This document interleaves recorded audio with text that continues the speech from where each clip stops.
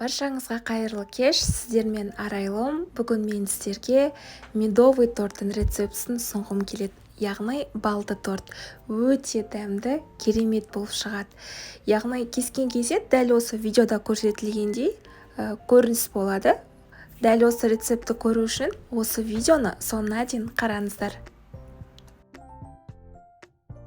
Ең алдымен тестасын жасайтын боламыз. Тестасын жасау үшін бізге керекті ингредиенттер тек 5 қана ингредиент қажет болады. Ол әрине бірінші ұн 400 граммдай қажет болады.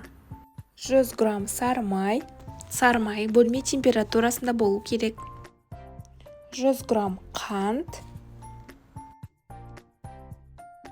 100 грамм бал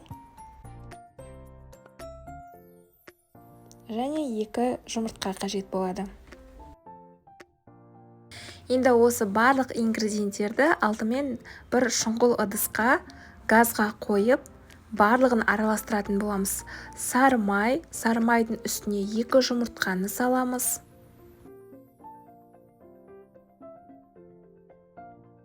Оның үстіне қантты құямыз. 100 грамм балымызды құямыз.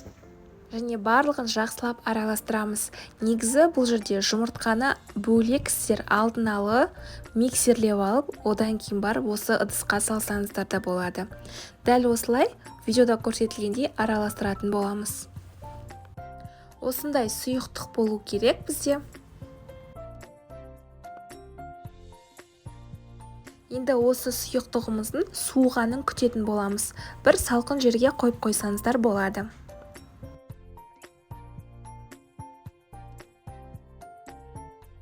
Және осыған шай қасық біз уксус қосатын боламыз.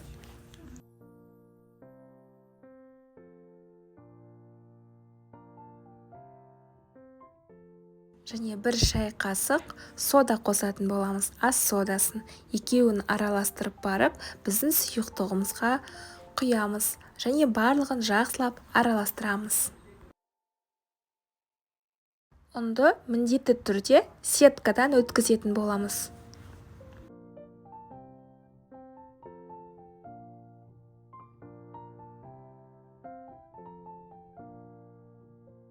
Басында осылай мен қасықпен араластырдым. Одан кейін барып сіздер қолмен араластырып қамыр илейтін боламыз. Илеген қамырымызды шамамен 30-40 минутқа тоңазытқышқа салып қоямыз. Салафанға салып немесе бетін жауып қойсаңыздар да болады. Енді қамырымызды 9 бөлікке бөлеміз. Мен осылай 9 бөлікке бөлдім. Яғни тортым биік болу үшін корждарды 9 бөлікке бөліп шығамыз. Енді осы бөлінген бөліктердің барлығын оқтаудың көмегімен пергамент бумагасына жайып шығамыз. Дәл осындай домалақ формада болу керек, ортасын вилкамен тесіп шығамыз. Шамамен бізде 18 диаметр болды. Сіздер дәл осылай кішігірім әрі биік торт жасағыларыңыз келсе, міндетті түрде 18 диаметрмен жасауларыңызға болады. Осылай әрқайсысын пергамент бумагасына салып, духовкаға қызып тұрған пешке 180 градусқа 5 минутқа ғана пісіреміз. Бұлар бізде тез піседі, 5 минут аралығында. Піскен кезде бізде осындай болып шығады, сарғыш түстес, өте дәмді болып шығады. Енді біз бұл тортқа крем дайындайтын боламыз. Крем дайындау үшін бізге керекті ингредиенттер ол қаймақ, сгущенка, сахарная пудра, творожный сыр. Ең алдымен таза ыдысқа творожный сырымызды саламыз. Оның үстіне сахарная пудрамызды себеміз.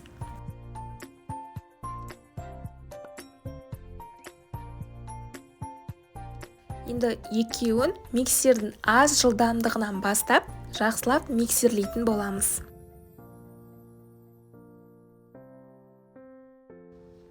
Миксерлегеннен кейін енді осының үстіне біз салқын тоңазытқыштан шыққан сливкиімізді құямыз. Сливки міндетті түрде 33 немесе 35% болу керек. Және қаймағымызды саламыз. Сгущенкамызды саламыз.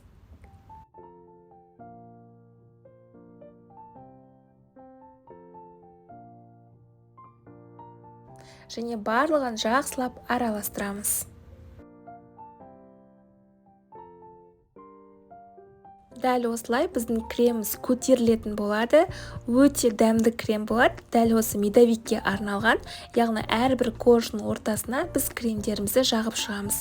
Ең алдымен торт салатын орнына біз кремді жағып аламыз, тортымыз жылжып кетпес үшін. Осындай формада енді корж салып, оның үстіне крем салатын боламыз. Кремді аямай жақсаңыздар болады, яғни дәмді болып шығу үшін. Өйткені крем барлығына жеткілікті болады.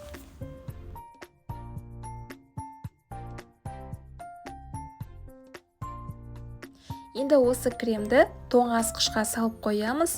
Шамамен 3-4 сағат немесе 5 сағатқа дейін тұру керек. Креміміз біздің коржымызға жақсы болып сіңу керек. Сонымен қатар формадан алып, креміміздің шетіне де жағып шығатын боламыз. Кремді міндетті түрде шетіне де жағу керек.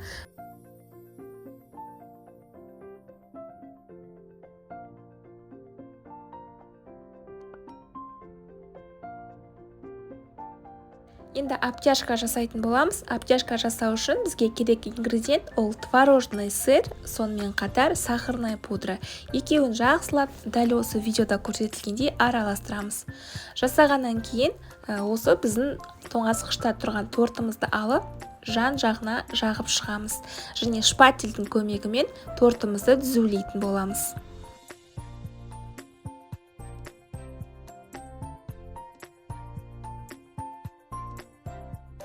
Бізге енді кондурин қажет болады. Кондурин кез келген кондитер дүкенінде сатылады. Бірақ сіздерде болмаса, ол міндетті емес. Ол бізге тортты әсемдеу үшін қажет болады. Мен тірі гүлдерден осылай әдемі тортқа әсемдік жасадым. Сіздерге ұнаса, егер міндетті түрде комментарийға өз пікірлеріңізді қалдырыңыздар. Яғни бізде байқасаңыздар, сарғыш түстес алтын тәріздес болып тұр. Бұның барлығы мен кондуриннің көмегімен жасадым. Кондуринді, яғни біз спирт араластырып отырып, осылай гүлімізге, тортымызға жағуымызға болады. Міне достар, біздің осымен медовый торт дайын болды. Өте дәмді, жұмсақ, керемет болып шығады. Егер де сізге осы торт ұнаса, міндетті түрде жасап көріңіздер, өкінбейсіздер. Сонымен қатар алдағы уақытта менен қандай рецепт күтесіздер, оны да комментарийға жазуды ұмытпаңыздар. Сіздермен болған арайлым. Егер рецепт ұнаса, каналыма жазылып, лайк басуды ұмытпаңыздар. Қош, сау болыңыздар. Ал достар, екінші торт бізде молочная девочка. Яғни сүтті қыз, молочная девочканың рецептісін. Дәл осы рецепті көру үшін видеоны соңына дейін қараңыз. Ең алдымен құрғақ таза ыдысқа 2 жұмыртқаны жарып аламыз.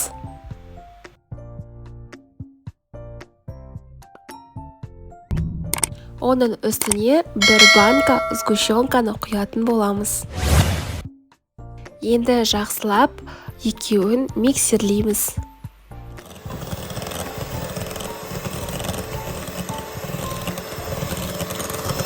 Ендігі кезек ұнға келді. Ұнымызды сеткадан өткіземіз. Дәл видеода көрсетілгендей.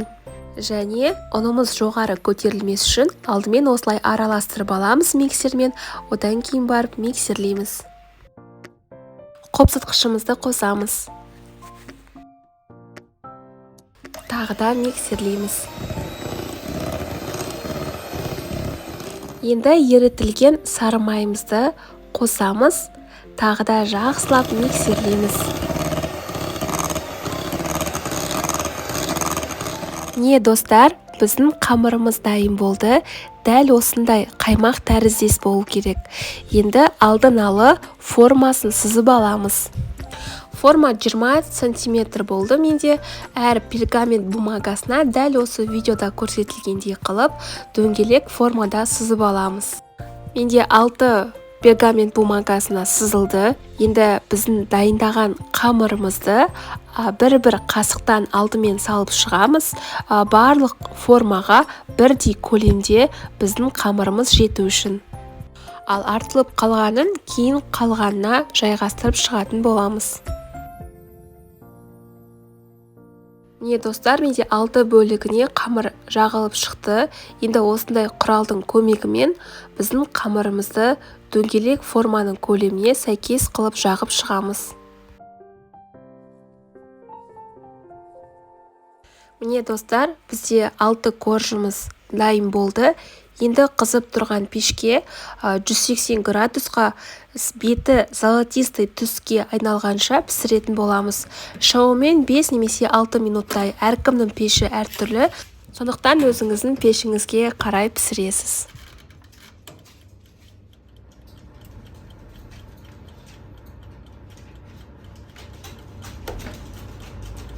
Енді молочная девочка тортының біз қазір кремін жасайтын боламыз.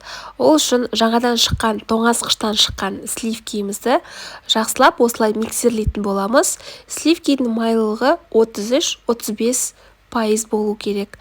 Көп миксерлемейміз, өйткені сливкидің өзі еріп кетуі мүмкін, яғни кремі шықпай қалады ондай жағдайда. Оның үстіне бізде тоңазғыштан шыққан творожный сыр және сахарная пудраны себетін боламыз.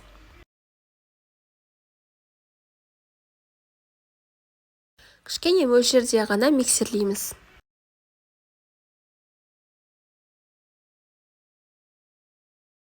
Міне бізде креміміз дайын болды. Енді осы кремімізді кондитер мешогына алдын ала салып аламыз. Біздің креміміздің сборкасын жасаған кезде жағуға ыңғайлы болу үшін. Енді тортымыздың сыртына обтяжка жасайтын боламыз. Ол үшін бізге керекті ингредиент ол сары май және сахарная пудра екеуін жақсылап қазір миксерлеп алатын боламыз.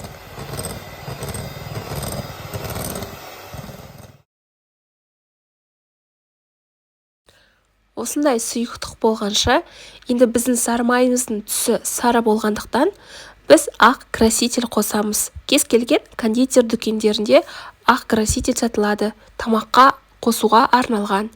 Оның үстіне біздің творожный сырымызды қосамыз.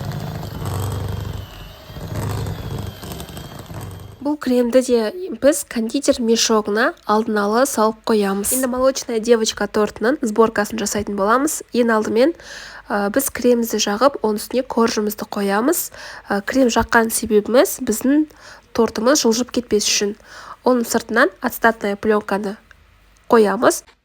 Бізде тортымыз түзу шығу үшін қажет. Енді кезек-кезек алдымен коржды, оның үстіне кремімізді жағып шығамыз. Кремнің үстіне қайтадан коржды қойып, қайтадан кремімізді жағып шығамыз. Дәл осы видеода көрсетілгендей.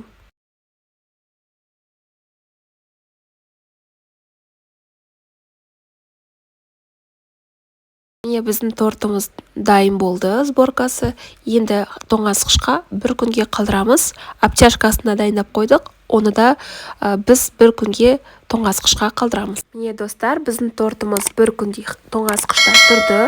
Енді сыртындағы ацетатная пленканы алып, біздің дайындаған обтяжка кремімізді біздің тортымыздың сыртына жағып шығамыз.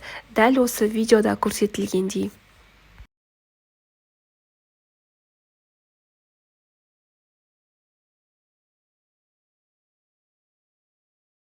Енді шоколадты глазурь дайындаймыз. Ол үшін бізге шоколадты микроволновкада немесе водяная баняда жылытып аламыз. Оның үстіне сұйық май қосамыз. Жақсылап араластырып, енді тортымыздың шет-шетіне осы шоколадты жағып шығамыз. Дәл осы видеода көрсетілгендей.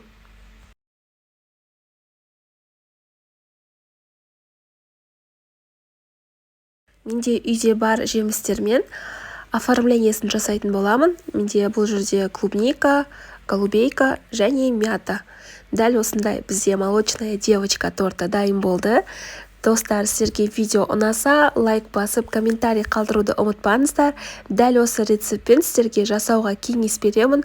Өте оңай, жеңіл, әрі сонымен қатар дәмді болып шығады. Жақындарыңызды қуантуды ұмытпаңыздар. Сіздермен болған арайлым. Каналыма тіркелуді ұмытпаңыздар.